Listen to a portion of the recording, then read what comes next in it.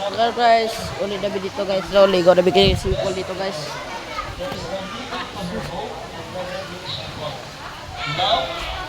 So, guys, ito guys, no? Okay guys.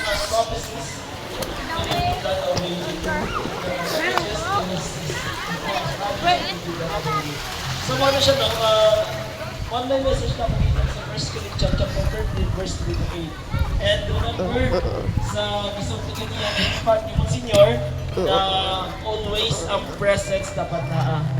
Ang ma-advise rin ako, as American po, is ayaw tubuti na ang presensya sa isang partner, nawala yung sa kanya.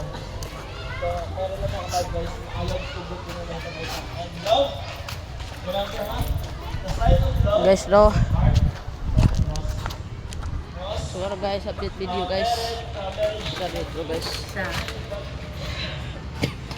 So guys, rest Dotad dito guys. Shoutout ako vlogger guys, si Dotad guys.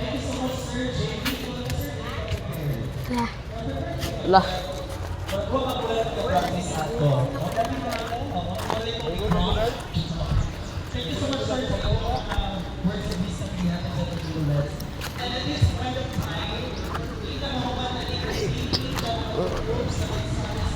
Bye bye guys, para tayo vlog guys, bye bye.